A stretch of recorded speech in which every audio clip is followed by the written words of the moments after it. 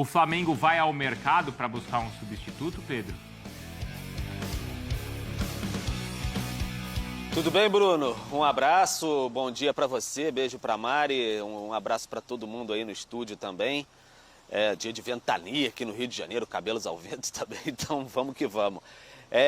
Pois é, o Flamengo vai buscar opções aí no mercado, ver quais são essas possibilidades, porque até o dia 9 pode inscrever novos jogadores no Campeonato Brasileiro, mas tem que ver quem está livre no mercado, né?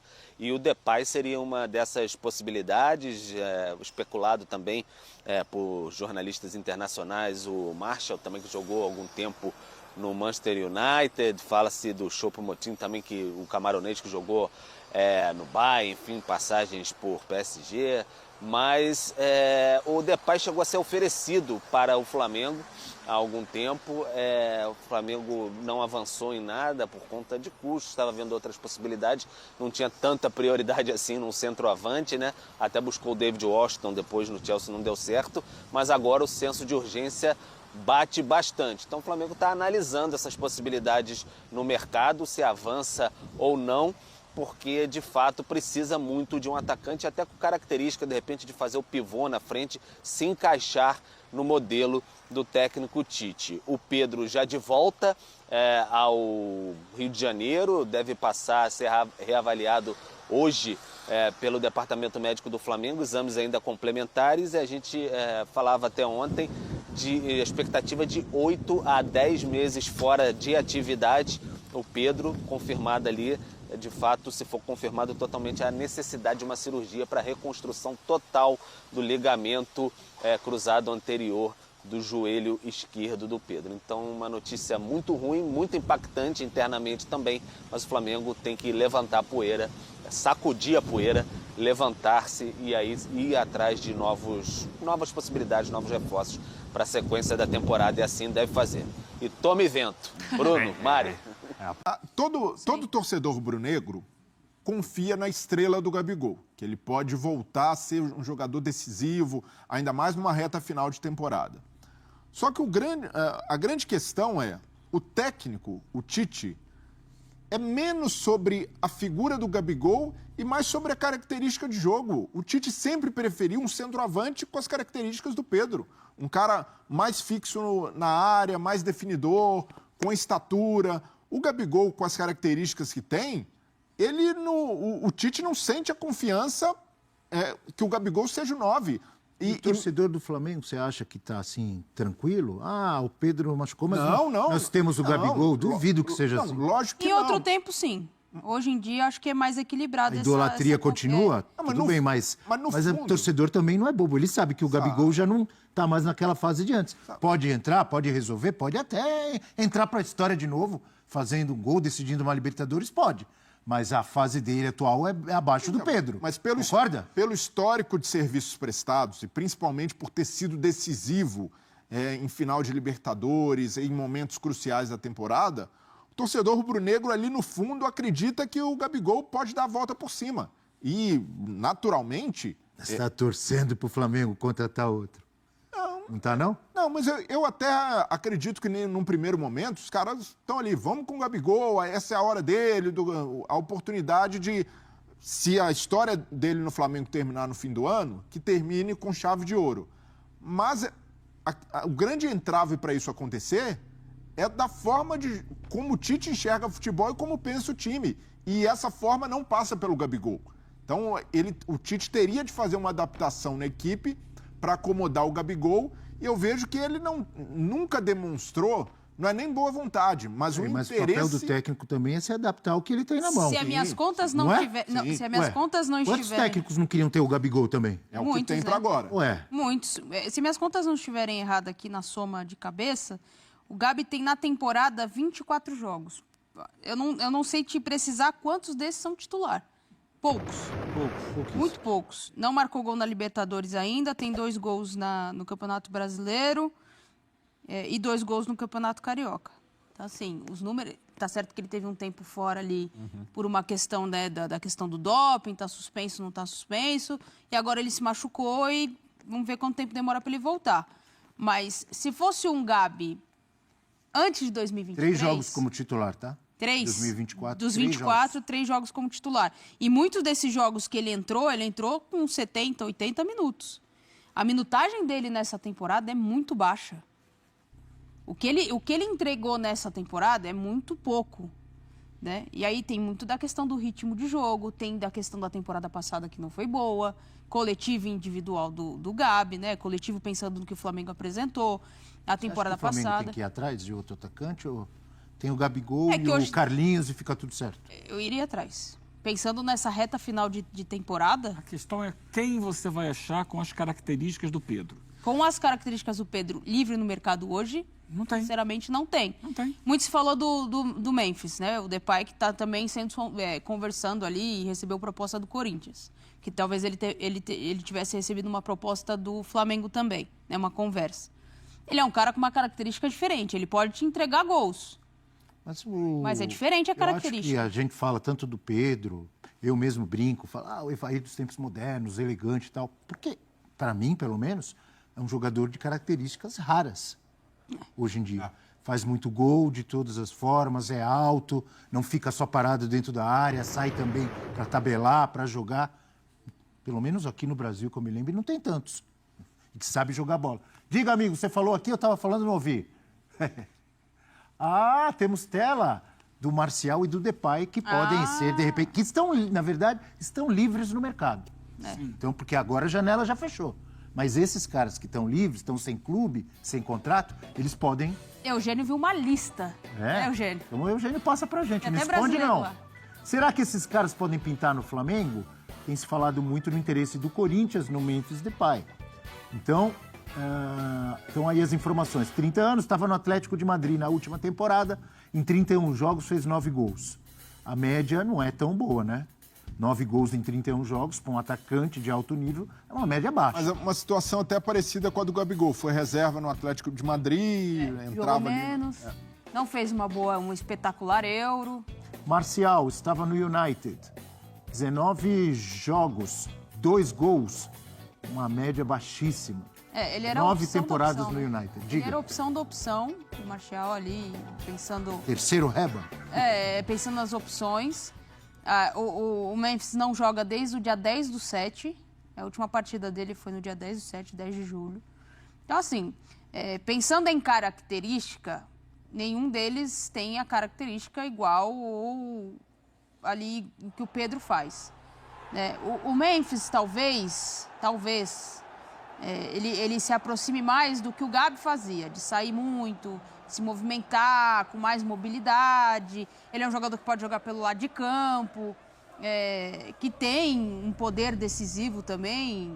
Não é um jogador de se descartar. Tecnicamente, pensando em Brasil, ele pode sobressair muito. Mas tem que ver, Abel, porque são jogadores que custam caro, que ganham em euro, não vão vir custar barato. E tem que ser algo que chegue e dê resultado. Porque o Flamengo tem decisão de Copas, né? E de Campeonato Brasileiro para correr atrás. Eu sempre acho difícil você avaliar. Vai dar certo ou não vai? Um jogador, muitas vezes, que está em baixa na Europa. Está sem time, não está na melhor fase dele, ou não está mais sendo pretendido por gigantes da Europa, e você dizer que ele não vai dar certo aqui, porque a gente sabe que o nível é outro, é abaixo. E muitas vezes o cara que está sem muito mercado lá, ele chega aqui e arrebenta. Já cansamos de ver isso. Brett White? Vários exemplos. Abel, a questão é que qualquer um desses citados exigiria uma readaptação do sistema de jogo do Flamengo. O sistema de jogo que o Flamengo montou, que o Tite estabeleceu no Flamengo, demanda um jogador com características do Pedro. Por isso... Especificamente quais, na sua opinião? É um jogador mais alto, referência na área, que possa ser usado ali, né? Também, eventualmente, saindo para fazer uma assistência. Mas principalmente é o jogador de bola aérea, o jogador de pivô, o jogador que tem essa qualidade. Ele é bem completo, mas um atacante bem completo. Muito dentro da área como referência. Só não é rápido, de velocidade não é tão rápido. Como referência ali, não é o caso do Depay, não é o caso do Marcial, não é o caso do Gabigol. E Carlinhos? O Carlinhos só que a qualidade é muito abaixo. É isso aí. Então, o Flamengo foi buscar no É Carlinhos. alto também o Carlinhos. Justamente porque tem características semelhantes ao Pedro. Só que não entrega nem próximo do Pedro. Olhando assim, eu acho que o jogador mais próximo que poderia tentar fazer o papel parecido fez recentemente. É o Bruno Henrique. O Flamengo acabou de trazer jogadores que podem atuar pelo lado do campo, né? Tá chegando aí o Gonçalo Plata, Michael, que chegou agora, para fazer do lado do campo e tentar passar a usar o Bruno Henrique mais como o camisa 9. Aliás, fez um gol de cabeça contra o Bahia, né? Na Copa do Brasil. Típico centroavante, né? Ele vai muito bem na bola aérea, muito bem. Acho que até melhor que o Pedro. Principalmente vindo, né, de trás ali, meio que uma diagonal. Se eu não estiver enganado, se eu estiver, me corrijam. Desde 2019, às vezes o Bruno Henrique já fazia isso. Ele trocava de posição com o Gabigol. A questão é trocar... Não ficava tão preso, mas ele trocava. Trocar eventualmente de posição é diferente de você jogar fixo ali. Sim. Por exemplo, jogar de costas, que ele não está acostumado a fazer, muitas vezes. Mas eu acho que é mais fácil você adaptar o Bruno Henrique para fazer isso. Ele tem porte, ele tem altura, tem impulsão, tem qualidade técnica, trabalha muito mais no drible, no arranque com a bola, mas ele pode tentar se adaptar para fazer ali. Não vejo o Gabigol fazendo isso. Não. Gabigol poderia ser uma dupla dentro da ideia de jogo do Flamengo atual, tá? Então, o Gabigol já jogou ali dentro de outro sistema de jogo. Tenho uma pergunta já, baseado no que vocês disseram aqui. O Flamengo, o Tite, não é o ideal, mas não pode trocar a forma de jogar, já que perdeu um jogador-chave no meio da temporada, Ele já mostrou com a que chegada muda. de um reforço que joga diferente e que vai obrigar o time a mudar. Não pode mudar e se adaptar e ainda disputar os títulos? Não aconteceu, Pode, Abel. não é algo... Dá para fazer uma comparação, pensando aqui rapidamente, vai. Botafogo, com vários jogadores chegando, alguns muito bons, todos, mas de características diferentes aos que estavam antes. Ou o Palmeiras tentando se adaptar a um Felipe Anderson e a outros. Deveria, mas tem que ver se ele quer, não Abel. pode? Deveria, mas tem que ver se ele mas quer. querer, ele não queria que o Pedro se machucasse. Mas... Se não tem outro jogador. Tem treinador que tem muita convicção daquilo que ele acha que é o bom e que os jogadores têm que se adaptar às ideias de jogo dele, não o contrário. Muita gente critica o Mas Dorival. aí é que tá a pergunta. Tem um jogador da mesma característica? Vai ter? Muita gente critica o Dorival e tem uma coisa que eu gosto nele, é que ele se adapta muito ao meio que ele está. Então, se as características dos jogadores obedecem a um estilo de jogo em que você precisa de mais aproximação, ele vai atrás disso para que ele tenha um conforto de jogo ali. Ele fez isso no Flamengo. Quando ele chega no São Paulo, ele tem uma ideia de como é a característica dos jogadores e tenta fazer o mais próximo para que todos estejam na posição de forma que consigam render mais. Agora tem que ver se o Tite quer fazer isso. O Tite já mudou algumas posições ali e não deram certo. Ele já tentou algumas coisas, e muita gente critica quando ele coloca o Ortiz como volante, depois ele tira e é o melhor jogador do Flamengo, mas ele tem algumas questões ali que você questiona, algumas opções e algumas escolhas que você questiona. Então, não sei, fica muito difícil entender qual vai ser o passo do Tite. Eu acho que ele pode ajustar, não é fácil, porque é um time que já vem jogando a temporada inteira, você vai ter que redesenhar as funções de outros jogadores. Aí você não perde só o centroavante, você vai perder outros jogadores que já estavam acostumados com outras funções, mas talvez seja obrigado a mudar. É isso que eu estou dizendo. A questão é, vai mudar, vai melhorar? Não é que ele queira, mas a circunstância talvez o obrigue a mudar um pouco a forma do time jogar. Pode até acontecer do time jogar melhor. Só que esse é um processo que vai demandar participação de mais gente, vai mexer em outras Posso te lembrar de um outro exemplo? Eu falei do Palmeiras atual, mas vamos lembrar do Palmeiras no ano passado. Quando o Abel Ferreira perde, aliás, a mesma lesão praticamente, o Dudu, Sim. por uma lesão do ligamento do joelho. Bateu cabeça. Ele demorou, e mais ou menos na mesma época do ano, em época de mata-mata de Libertadores, né? Não lembro se estava nas quartas também, mas já não podia mais contratar. Ele tinha o Arthur, que ele tentou, não é? Ele mudou o Arthur de lado, não foi isso? Era semifinal de O Arthur estava jogando bem pelo lado. O Arthur estava jogando bem pelo lado direito, aí ele perdeu o Dudu, passou o Arthur pro lado esquerdo. Aí bagunçou tudo. Não quis usar, não deu certo, mas ele tentou. E aí depois ele acertou pro Brasileirão, quando ele põe o Endrick. Mas tem uma pequena... já eliminado. Mas por que o Abel fez isso? Porque ele quis? Não, ele foi obrigado. Ele perde um jogador como o Dudu, Dudu não vai, ele foi obrigado a mudar. Mas ali... Experimentou, não deu certo. É isso que o Tite vai ter que fazer. Mas Diga. tinha só o Endrick à disposição. Então, é uma situação... Tinha uma safra de molecada ali que dava pra jogar, né? Não, dava para jogar, mas no caso do Endrick, era ali um jogador raríssimo e que estava num processo ali que o Abel até segurou demais. No caso do Flamengo, voltar um jogador que está em baixa há algum tempo, que é o Gabigol, e ao mesmo tempo mexer na estrutura contratar do outro, time. como falamos, se eles Então, conseguirem. mas pensando com o que o Tite tem hoje, voltando o Gabigol, Ah, não, é muito diferente. lá, aí o Tite vai Tem precisar razão. reeditar a formação de 2019, que é ali Bruno Henrique e Gabigol, formando uma dupla de atacantes. O Bruno Henrique pode até cair mais pelo lado esquerdo, como caía, mas não necessariamente como um ponta. O Arrascaeta, e aí, no caso, o Luiz Araújo, em vez de ser o ponta clássico, faria um papel parecido com o do Everton Ribeiro, abrindo o corredor muitas vezes, e aí teria de jogar com Wesley. O Alexandro pode ser o ponto de equilíbrio, fazendo às vezes do Felipe Luiz como um lateral mais construtor pela esquerda, e tendo um meio-campo com o Gerson de segundo volante e o Pulgar ali, o Léo Ortiz como um primeiro. Eu vejo que essa seria a solução natural, mas teria realmente de mexer na estrutura. E como ele não tem tantos pontas, o Plata chegou agora. Tem, mas machucou todo mundo. Mas Perdeu o Michael, tudo bem, o Michael não é a temporada inteira, mas perdeu o Michael, perdeu o Cebolinha. Exato. E como não tem... E o Bruno Henrique jogando como um ponta hoje já não tem mais aquela vigorosidade de 2019, eu vejo que é uma opção tentar pensar uma formação parecida com o que o Flamengo tinha. Não necessariamente o jogo vai ser o mesmo, até porque Tite e Jesus pensam o futebol de forma muito diferente, mas... São 5 anos, mas os caras estão 5 anos mais velhos ou mais experientes. Mas é uma maneira de adaptar o time, só que isso exige realmente uma flexibilidade do Tite que não é típico dele. Não é que o Tite seja cabeça dura, mas ele acredita que essa formação é a melhor para o Flamengo, com pontas, os caras abertos, dando amplitude, e dificilmente ele iria mudar.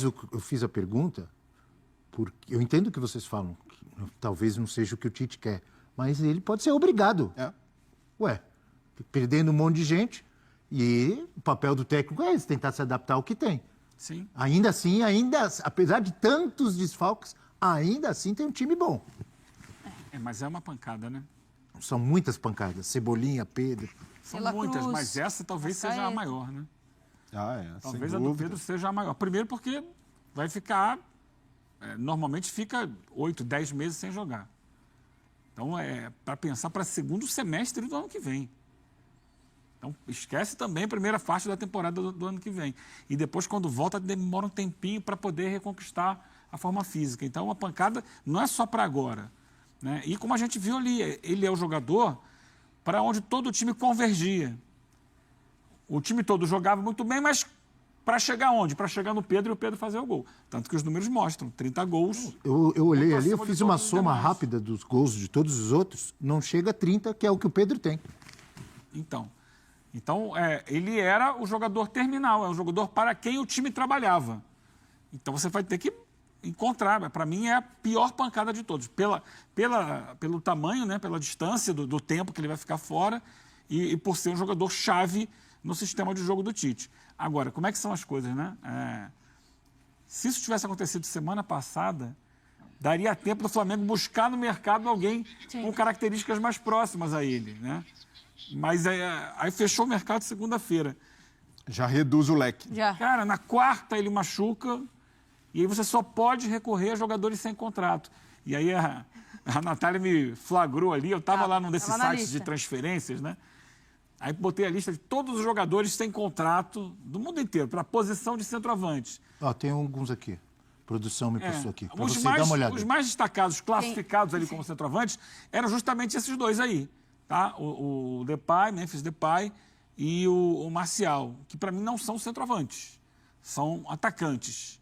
O Marcial muito mais de lado de campo do que o Depay. E centroavante? Então, centroavante... Fala quem estava lá. Fala. Fala quem estava lá. Tinha um monte de gente, mas vamos lá, olha só. Essa lista aqui que a produção mandou. Choupo-Moting, o camaronês lá que estava no Bayern de Munique, 35 anos.